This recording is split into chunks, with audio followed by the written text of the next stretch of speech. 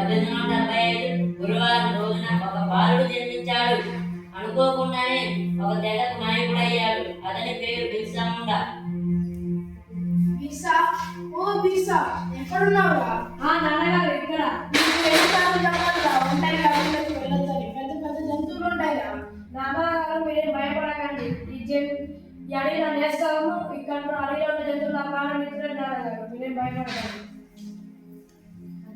బిర్సా చదువుకునే రోజులు అవి. అతనిని మిషనరీ స్కూల్లో చేర్పించాలని తన తల్లిదండ్రుల ఆశ. బాబు బిర్సా, శివుడు దేవుడు కాదు, క్రిస్టియనే దేవుడు. క్రిస్టియన్లోకి వచ్చే నువ్వు చదువుకోగలవు, లేకపోతే లేదు, నీ ఇష్టం. బిర్సాకి క్రిస్టియన్ అవ్వాలని ఇష్టం లేదు. తను ఆలోచిస్తున్నాడు. బిర్సా పెద్దవుతున్న రోజులవి.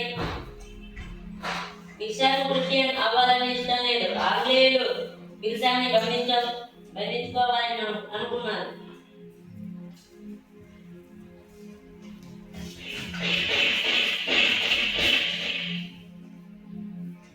బంధించిన తరువాత ఎవరైతే గురువు ఉన్నారో అతను ఆంగ్లేయులతో చేతులు కలిపాడు.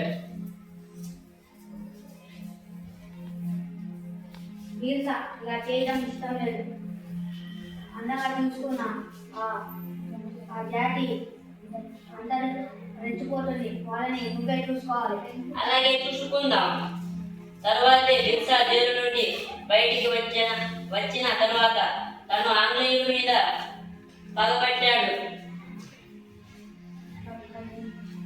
ఆంగ్లేయులకు ఎదురు తిరుగుతున్నారని తెలిసిన ఆంగ్లేయుల ప్రభుత్వం వాళ్ళని బంధించుకోవాలని అనుకున్నారు.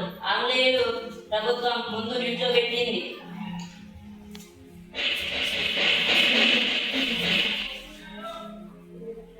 బిర్సాకు ఆంగ్లేయుల ప్రభుత్వం 2 సంవత్సరాల జైలు శిక్ష విధించింది.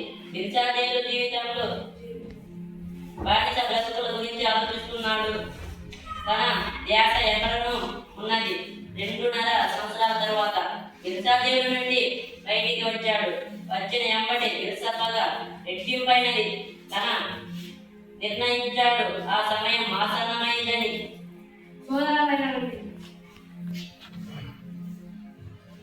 ఇంతకు మన దేశం ఎలా ఉంది?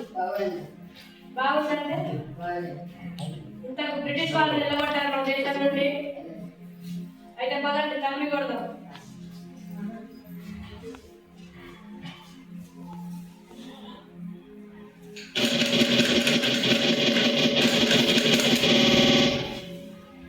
బిర్సా రెట్టింపు వేగంతో ఆంగ్లేయులపై యుద్ధం మొదలుపెట్టారు.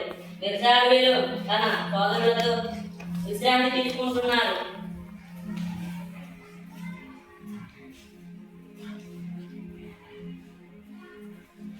అక్కడికి వెళ్ళిన బిర్సా వాడి పేరు వింటనే చిరాకు వస్తుంది. వాడిని నువ్వే చూసుకోవాలి. అర్థమాత్రమే. చూద్దాం. మేము విధించే శిక్షలకు బిర్సా తల్లికి పోవాల్సిందే. బిర్సా అడవిలో విశ్రాంతి తీసుకుంటున్నాడు. ఆ మంట నుండి వచ్చే పొగ ఆంగ్లేయులకి అంటపడి బిర్సా ఆచూకీ తెలిసింది. బ్రిటిష్ సైన్యం